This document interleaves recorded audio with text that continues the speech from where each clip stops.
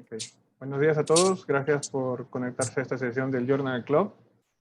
En esta oportunidad vamos a tener la presentación a cargo de Marlon Saavedra de un artículo de investigación.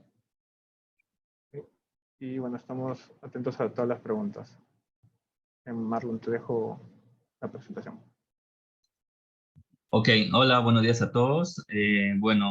Habíamos escogido pues presentar este estudio, es un estudio del grupo. Creíamos que es importante poder conocer un poco más a profundidad sobre este artículo. Espero que todos los hayan leído, creo que es un poco mandatorio para los integrantes del grupo haber leído este artículo porque refleja un poco lo que se quiere hacer hoy en día y es justamente empezar a integrar justamente la información de los proyectos vinculados al ICEMER, de los 3 proyectos, tanto la parte epidemiológica, entomológica y como la parte inmunológica. Si bien ese estudio no hace integración de ello, pero sí este artículo muestra más o menos las bases de en qué consiste cada uno de los proyectos y cuáles son algunos de los resultados más sobresalientes que se han tenido como parte de ese ICEMER, hay información del ICEMER 1 y parte de información del ICEMER 2 también.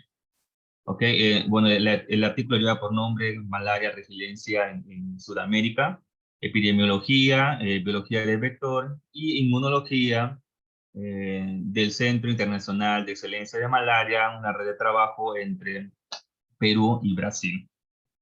Bueno, fue publicado el año pasado, en el 2022, en la revista de PubMed.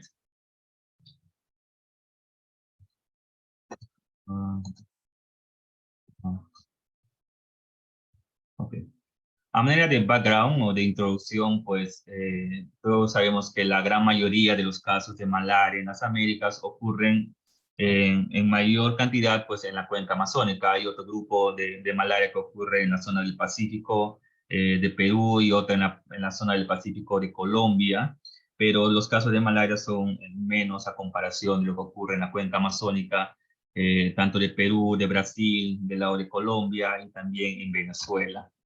El sistema, es importante eso porque si bien el sistema de salud otorga una alta prioridad al control y la eliminación de la malaria, se ve que esto implica Hola.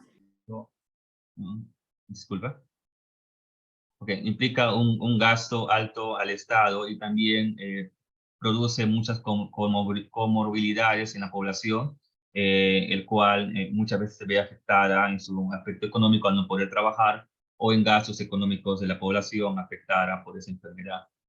La deforestación de la región amazónica está directamente relacionada con la transmisión de la malaria.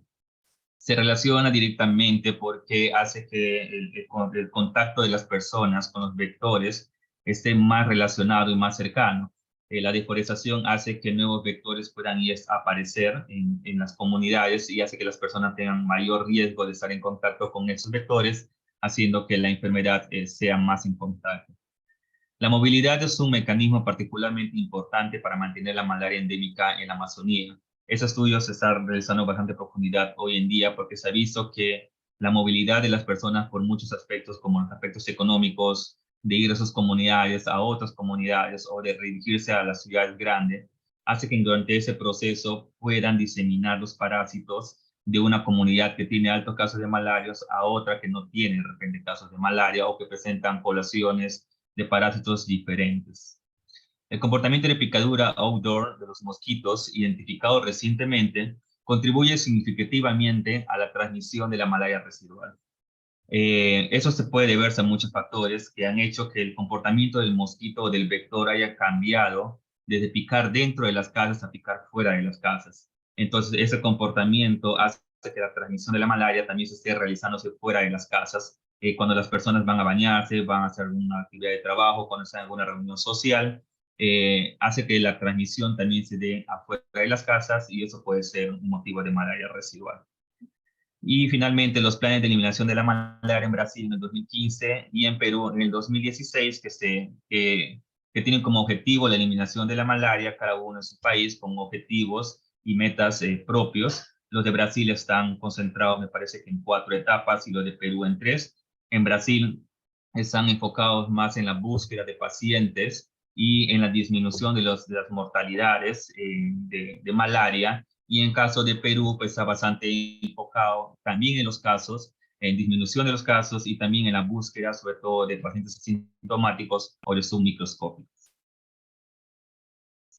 Entonces, el objetivo, después de esta introducción sobre algunos factores, pues se crea entre Perú y Brasil el Centro Internacional de Excelencia en Malaria, que tiene como una de sus prioridades investigar la transmisión de la malaria en la Amazonía, que se da de manera dinámica, compleja y que está en constante evolución con la malaria resistente. O sea, no se refiere a resistencia exactamente, sino a que la malaria aún persiste, a pesar de todas las medidas de control estándar que ya el ministerio ha estado aplicando.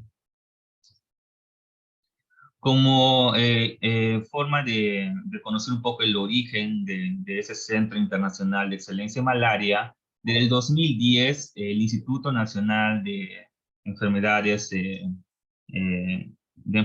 y Alergias de Estados Unidos viene financiando ya desde hace muchos años, específicamente desde el año 2000, un financiamiento activo en investigación básica en malaria, donde se enfocaron específicamente en identificar reservorios humanos en la transmisión, ver la alta prevalencia de parasitemia asintomática y también el de desarrollar nuevos enfoques como el de comprender factores sociodemográficos y inmunológicos y también factores combinados entre ambos. De esa forma se crea después este Centro Internacional como una plataforma formal de investigación en el campo de la malaria amazónica. Específicamente se centra más en la investigación en Plasmodium vivax, porque es el parásito con mayor prevalencia, y en donde específicamente busca también a pacientes asintomáticos para su detección. También se han realizado estudios de tafenoquina, comprender la dinámica de la transmisión de Plasmodium vivax en la zona amazónica, investigar al reservorio humano específicamente asintomático, y también se crea por la necesidad de una actualización de la información, de la investigación, sobre todo, por ejemplo, en la parte de biología de vectores que estaba un poco olvidada, y en este se crea un hito importante que es la generación de la primera colonia de Nisorrhynchus darlingi a nivel internacional. Se creó acá en nuestro laboratorio en Iquitos y es un hito para ese centro de excelencia. Además, eso nos permitió tener muchos estudios de transmisión por infecciones experimentales de Nisorrhynchus darlingis, además de la producción de esporozoitos, que es la fase infectiva del parásito en el mosquito para el ser humano, y que nos permitió o nos permite poder realizar muchos otros estudios acerca de producción de esporozoitos. Entonces, el enfoque del ICEMER es la de, bueno, adoptar un enfoque integral para comprender las características demográficas y biológicas complejas que impulsan la malaria endémica en la región amazónica. Es importante eso porque nos puede utilizar, o sea, nos permite poder utilizar dicha información para el control y la eliminación regional de la malaria. Además, esta información que se genera puede ser utilizada por otras regiones donde ya se tiene un proceso avanzado de eliminación de la malaria, porque los datos que genera este ICEMER están relacionados, están enfocados mucho en áreas de baja y moderada transmisión, que es una de las etapas que tienen algunos países durante su proceso de eliminación. Entonces, en esa etapa, cuando ya hay áreas de baja y moderada transmisión, es un poco difícil continuar con los planes de eliminación, y nuestro ICEMER pues genera esa información que puede ser útil para estas regiones que ya están en proceso de eliminación. Entonces, ¿por qué son importantes esos sitios de baja y moderada transmisión? Específicamente porque los pacientes con malaria asintomática y submicroscópicas están en esos sitios de baja transmisión, porque hay una alta prevalencia de infecciones asintomáticas y submicroscópicas, el cual indica desarrollo de una inmunidad clínica a una exposición baja, donde las personas pues no muestran los síntomas típicos y por eso pasan desapercibidas. Y la dinámica de la enfermedad impulsada por factores, algunos factores como por ejemplo género, edad, comportamiento de las personas económicos de ir a trabajo, también están relacionadas con esos factores y con esta dinámica de la transmisión. Y finalmente la composición compleja de vectores, que es susceptible a pacientes con parasitemia baja o moderada. Acá hay un par de estudios que Leismer desarrolló en el cual evidencia que si bien los mosquitos aún se infectan con pacientes con baja parasitemia, aún no es un dato bastante robusto como para poder confirmarlo, y por ello se necesitan hacer algunos estudios. Pero acá entra la importancia de conocer que los mosquitos sí pueden tener la capacidad de transmitir o de infectarse con pacientes que tengan baja parasitemia. Acá finalmente tenemos un cuadro, resumen sobre cómo está conformado el Leismer. Pues específicamente está conformado por 3 proyectos. El proyecto 1, que es la parte epidemiológica, donde específicamente buscan que es comprender la epidemiología y el diagnóstico de la malaria en sitios altamente heterogéneos. El proyecto 2 busca conocer la biología, ecología, comportamiento y genética de los vectores. El proyecto 3, sobre la biología de la transmisión, patogenia clínica y la inmunología general de la malaria. Entonces, una vez, la importancia de cada uno de estos estudios después radica en que esos datos deben ser integrados, integración de estos proyectos, para al final poder tener modelos matemáticos que puedan predecir en un futuro cómo se puede dar la transmisión de la malaria y cómo podemos controlarlo en todo caso. Finalmente, tiene 2 cores de apoyo, el core A, que es la parte administrativa, y el core B, que es la parte de manejo de datos y toda la parte bioestadística que brinda a los proyectos. Entonces, el enfoque básico que tiene este Eismer amazónico es el de realizar estudios de cohortes longitudinales basados en población de sitios geográficos y epidemiológicos distintos de Perú y de Brasil. Entonces, a través de estos estudios de cohortes longitudinales, lo que se busca es estudiar la transmisión en sitios que sean diferentes. Por ejemplo, en misma Amazonía tenemos con sitios con características geográficas bastante diferentes a pesar de ser amazónicos. Por ejemplo, los sitios de Mazán, en donde las poblaciones se movilizan a través de ríos, o por ejemplo la carretera de Quito-Nauta, donde las poblaciones se movilizan a través de movilidades particulares. Entonces la dinámica de la transmisión en ambos lugares pueden tener características diferentes, pero en general son bastante homogéneos. Entonces, durante este tiempo se han estado probándose varias hipótesis sobre el Eismer. Algunas de ellas son pues, que la parasitemia submicroscópica sintomática impulsa justamente, esa malaria hipoendémica. La malaria residual es mantenida porque los mosquitos ahora están picando fuera de las casas debido a muchos factores, sobre todo antropogénicos, como por ejemplo el uso de mosquiteros impregnados con insecticidas, y algunos comportamientos propios también del vector que están condicionados por algunos factores genéticos, como el hecho de que pican más adentro que afuera. También se puede deber también a un comportamiento propio o intrínseco del vector. La ecología del vector y su interacción con el comportamiento humano determinan los patrones de incidencia y prevalencia de la malaria hipoendémica. Entonces es importante conocer por ello el comportamiento del vector y también relacionarlo con el comportamiento del humano, porque hay patrones que son propios en esta interacción que nos pueden ayudar a entender más sobre la transmisión de esa enfermedad. Y finalmente, la adquisición de la inmunología implica que la baja parasitemia tiene potencial de mantener la transmisión endémica, y eso se debe a que justamente estos pacientes no son identificados porque no presentan síntomas por su baja parasitemia, y hace que la transmisión aún se mantenga porque son como reservorios. Y bueno, esto es un resumen de los 3 proyectos que justamente lo que buscan esos 3 proyectos al final es proporcionar una hoja de ruta para nuevos enfoques dirigidos pues a la eliminación de la malaria.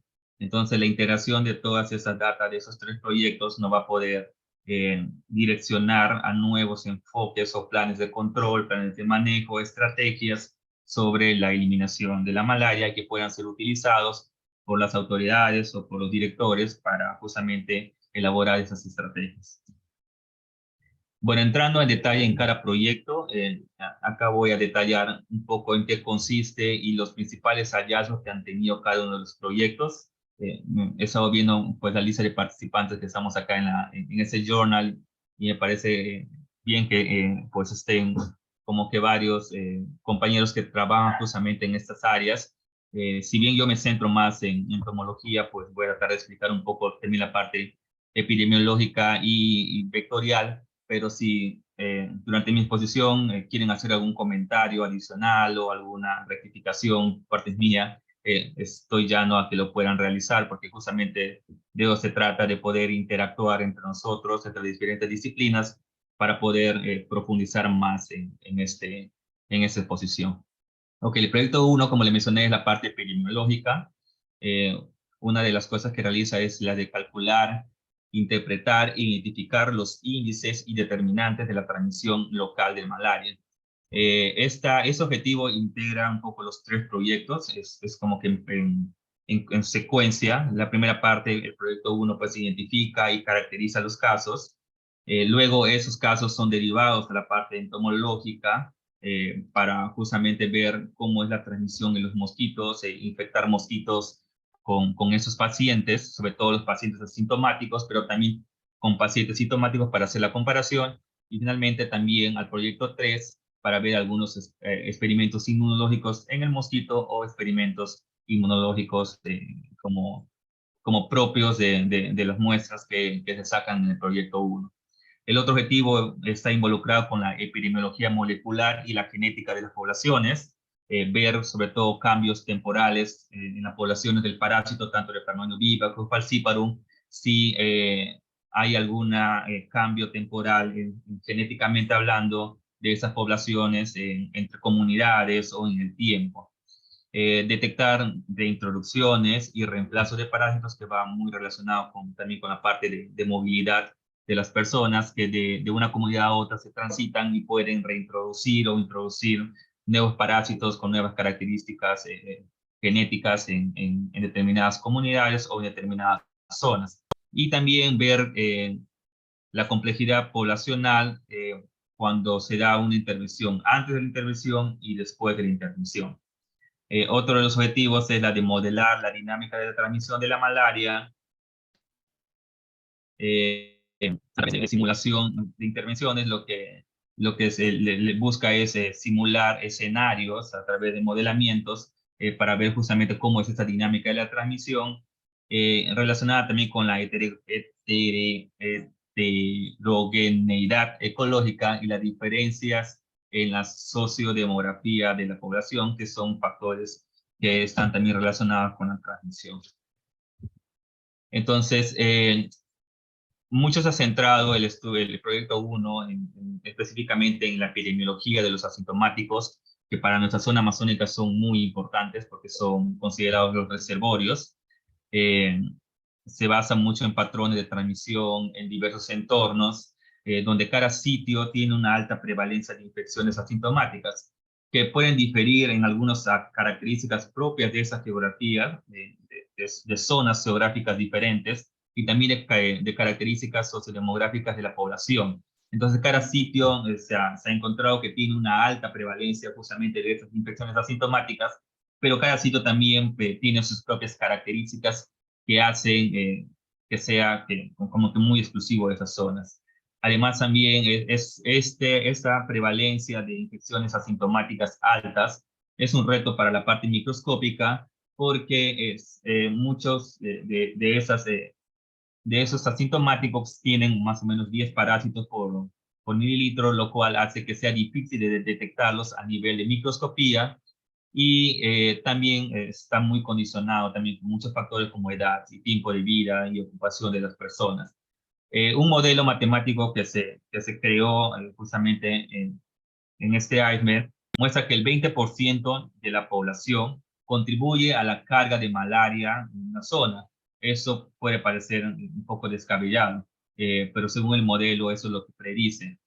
Donde justamente esos grupos o esta población que tiene incidencia por infecciones repetidas desarrolla una inmunidad clínica y finalmente ellos van a ser lo que son los reservorios asintomáticos para que la transmisión se siga manteniéndose a pesar de todos los planes y de todas las intervenciones que se realizan. Por la parte del proyecto 2 de la pedagogía de vector, una de las cosas que se ha podido lograr durante todo ese tiempo en ese iceberg es que incriminar principalmente a Nisorrinco darlingi como el principal vector, además de ser el más abundante y el que principalmente se encuentra infectado. Hay cambios antropológicos que favorecen a su dispersión. Estos cambios antropológicos, por ejemplo, son la conformación de chakras, la deforestación y todos estos aspectos hacen que la dispersión del mosquito vaya variando y eso específicamente favorece la transmisión. Nisorrinco darlingi no es específicamente antropogénico, también se alimenta de otros hospedadores, lo cual hace también o se relaciona mucho con la malaria residual. El mosquito no solamente pica a las personas, pica a otros animales que se encuentran fuera de las casas. Entonces, por eso está bastante relacionado también con la malaria outdoor o la malaria residual. Nisorrinco darlingi pica mayoritariamente outdoor, como le mencioné, y eso puede deberse a muchos factores, ya sean genéticos o antropológicos de las personas, como el uso de mosquiteros, uso de insecticidas, rozamiento, y todo eso ha impulsado que el mosquito ya no solamente pique dentro, sino pique afuera, cuando las personas hacen determinadas actividades. Su comportamiento también es heterogéneo, su comportamiento de lugar de picadura, a quién quiere picar, el lugar, la hora, pues se ha evidenciado que tiene una base bastante genética porque hay poblaciones de mosquitos que tienen diferencias genéticas que lo hacen diferentes en cada comunidad. Otro hito, pues como le mencioné, es la primera colonia de Nisorrinco darlingi que permitió estudio de transmisión y producción de esporozoitos y que además contribuyó también a que se generen otras colonias, por ejemplo en Brasil y a ver, ese país que está al norte de Brasil, chiquitito, no recuerdo su nombre. Bueno, el proyecto brindó el asesoramiento para que estos laboratorios también puedan generar sus primeras colonias. Y el cambio de Anopheles por Nisorhynchus es otro hito también que se ha encontrado. Antes el género era Anopheles, el subgénero era Nisorhynchus y la especie era Darlingi. Estudios genéticos que se realizaron por el grupo de entomología en el laboratorio de la doctora Jan Kong y con apoyo del laboratorio de la doctora Salum en Brasil, han propuesto que el subgénero Nisorhynchus sea elevado a nivel de género. Por lo tanto, ahora se dice o se piensa que Anopheles, la transmisión de la malaria se realiza por anofelinos y por Nisorhynchus. Aún eso está en controversia, en discusión, se están haciendo todos los mecanismos para que para la comunidad científica pues, pueda adoptar nuevamente esa nueva nomenclatura.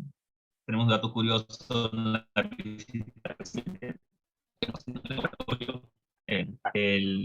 la visita del doctor Joe, pues le parece un poco complicado mencionar Nisorhynchus, ¿no? Y no Anopheles. Finalmente, también se han identificado nuevas especies como Nisorhynchus dunhami y Bendarroquí que no estaban reportadas para la zona de Loreto. A través de estudios que se han realizado en este AIMER, en el grupo de entomología, pues se ha encontrado nuevas especies, no solamente nuevas especies como Dunhami, sino también que sean infectados y que pueden ser considerados como vectores secundarios en la transmisión. También hemos adoptado el uso de drones como tecnologías nuevas y que lo hemos estado adaptando para la identificación y caracterización de criaderos, que es importante, porque cuando se generan factores antropogénicos, generan criaderos en las comunidades, y eso hace que el vector tenga una de las características que es dónde poner sus huevos, y hace que las personas entren más en contacto con los vectores, por lo tanto es un factor de riesgo para la transmisión. Y finalmente, a través de la conformación de la colonia se puede hacer infecciones experimentales, donde, por ejemplo, uno de los resultados es que de 15 individuos asintomáticos, se pudo identificar que 8 de esos individuos han infectado a mosquitos. Todos los individuos tenían parasitemias bastante bajas, por lo tanto, En parasitemias bajas sí podría infectarse mosquitos, pero aún eso es como un estudio previo, se necesita hacer muchas más infecciones para poder darle más robustez a este resultado. Bueno, el tema de la movilidad humana, que es parte del proyecto 1, pues tiene la hipótesis que los grupos móviles, o sea, las personas que se movilizan, pues impulsan la transmisión, tanto sintomática como asintomática, donde la movilidad humana, que conceptualmente es el movimiento de las personas que facilitan la dispersión de los parásitos por justamente esos individuos asintomáticos que van de un lugar a otro movilizándose, no saben que tienen el parásito porque no tienen síntomas y entonces las personas se pueden movilizar llevando el parásito a otros lugares.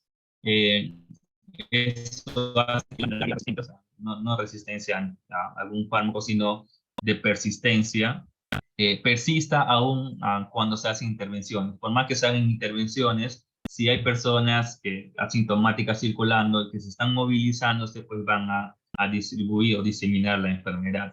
También otro aspecto es la diversidad del parásito, que debe ser estudiada como herramienta para ver introducción y reintroducción justamente de esos parásitos en determinadas comunidades. Además, también es importante relacionar la movilidad humana con datos epidemiológicos que son importantes, sobre todo en genética de poblaciones. Por ejemplo, la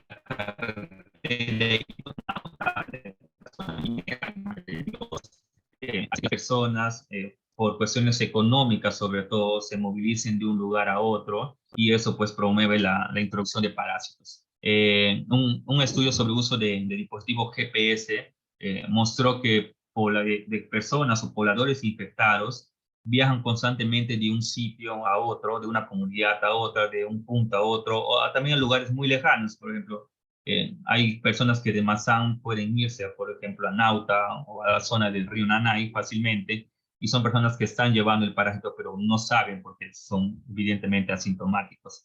Y también es importante la integración de datos de genotipado y datos epidemiológicos, porque justamente eso nos permite identificar a las poblaciones de parásitos y también relacionarlos con la información epidemiológica para ver introducción por movilidad. Y finalmente, también es importante la parte de movilidad, el aspecto del vector, porque puede ser que una persona infectada y que no lo sepa vaya a otro sitio, pero si la capacidad del vector en esa zona es baja, no hay densidades altas, no hay densidades suficientes como para que se dé la transmisión, es importante también justamente estudiar los vectores en esos lugares para ver si la transmisión se está dándose, porque puede ver las personas infectadas, pero sí, por la parte del vector, no hay la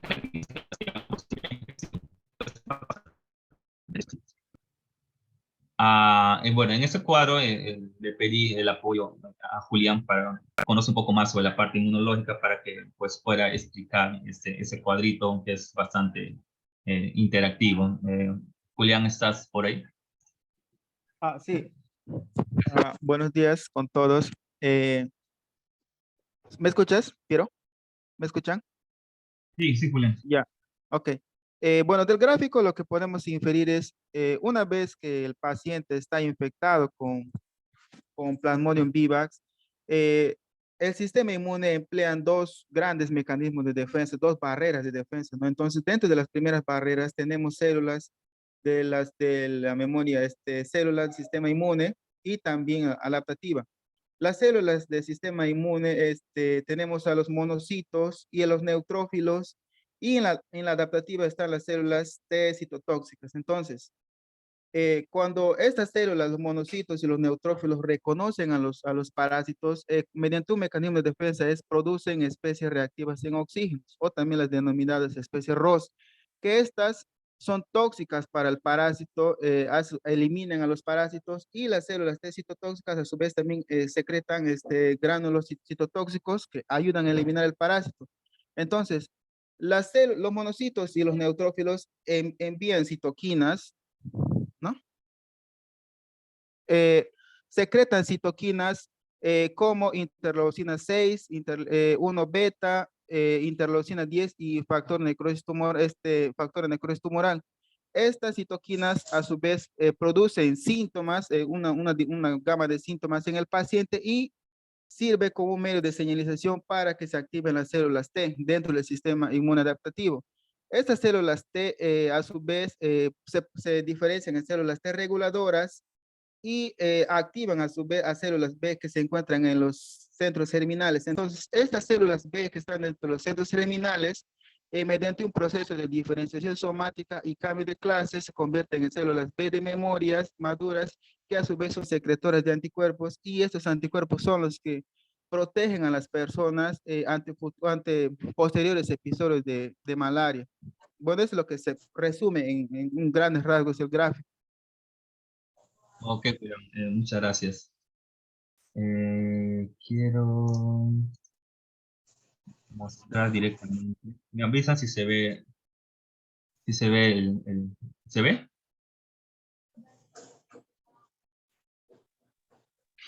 Hola.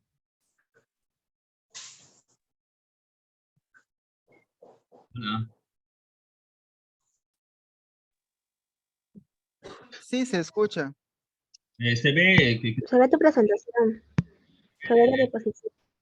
la diapositiva se ve. Sí, se ve lo que estaba Sí, se presentando. ve. Para la parte inmunológica, Y ahora sí. el artículo, pues quería mostrar directamente del paper, que bueno, lo mandé, bueno, lo traducí, algunos puntos importantes que se han encontrado como parte del proyecto 3 en la parte inmunológica, ¿no? Donde específicamente los estudios en este proyecto han estado centrados en la importancia de la inmunidad tumoral frente a la malaria y la producción de inmunoglobulinas contra plasmodio depende de estas células. Lo que Julián nos mostró en este esquema, pues muestra cómo es la interacción o las respuestas de todos esos grupos celulares que producen al final unos biomarcadores que justamente son los que utilizan o son utilizados por el proyecto 3 para identificar cómo es la respuesta inmunológica de la persona con respecto a plasmodium. Entonces, es importante bueno, destacar que la reinfección de Plasmodium vivax será por muchos factores y donde están involucrados muchos grupos celulares, como células T, y también varias variables como los T auxiliares foliculares, que justamente producen esas reacciones y que son importantes para identificar la transmisión o bueno, las respuestas inmunológicas, ¿no?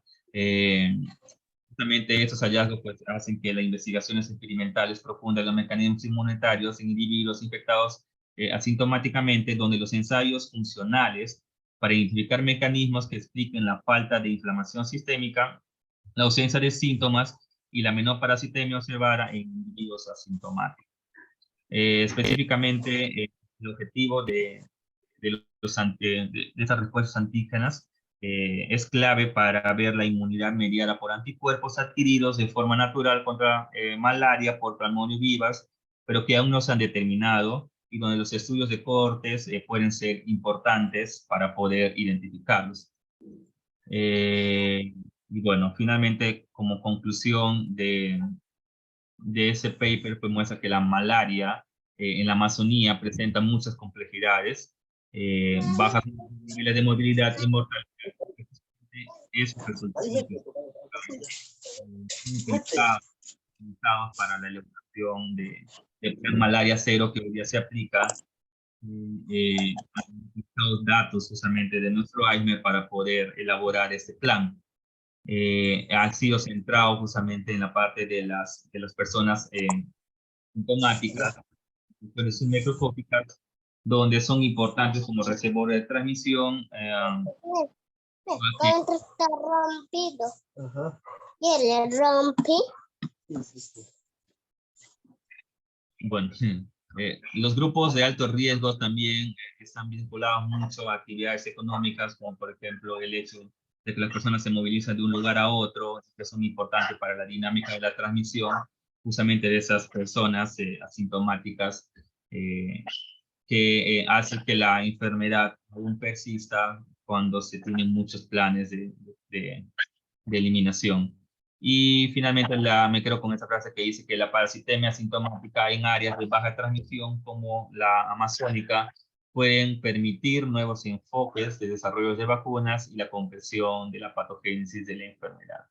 Y bueno, y eso es lo que quería más que todo mostrarle de ese paper. En la parte última habla un poco sobre el impacto de la pandemia de COVID, pero concluyen diciendo pues que no se observó ningún efecto de COVID en la incidencia de casos de malaria, tanto para Perú como de Brasil, eh, en ese aspecto. Bueno, espero algunos comentarios, algunas adicionales de parte de los compañeros que están presentes. Gracias, Marlon. ¿Alguien tendrá alguna pregunta para Marlon? Levanten la mano acá en el... Sí, yo tengo una pregunta, lo del Nisorrincus. No escuché bien por qué es que Jan propone el cambio. Si puedes explicar con más detalle, Marlene. Sí, lo que hicieron es hacer análisis filogenéticos de las diferentes subgéneros que tiene el género Anopheles. O sea, el género Anopheles tiene 4 subgéneros y uno de ellos es Anopheles, es Nisorrincus. Entonces hicieron filogenética de esas especies, identificaron que para nivel de género, el subgénero Nisorrincus ya debería ser elevado al nivel de género, porque ya se estaba como que separándose un poco del género Anopheles, pero más con características propias que lo involucraban para ser al mismo nivel de Anopheles. Entonces, por ello es que tenemos 2 géneros allí, el género Anopheles y el género Nisorrincus.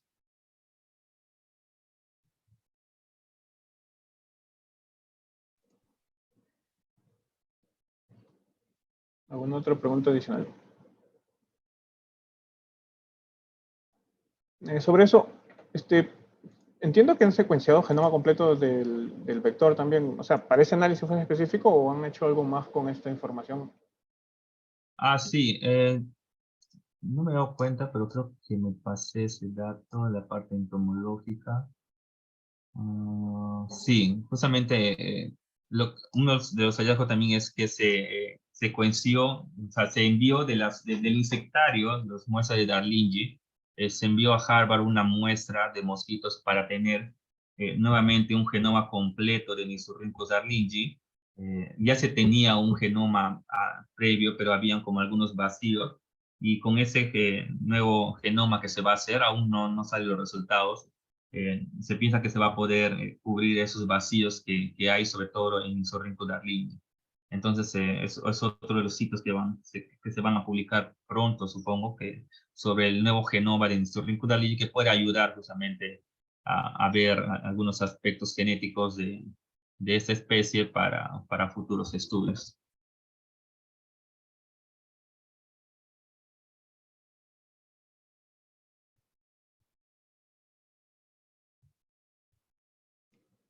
Ya, gracias. ¿Alguien más tendrá alguna consulta para Marlon? ¿O algún adicional que puedan mencionar?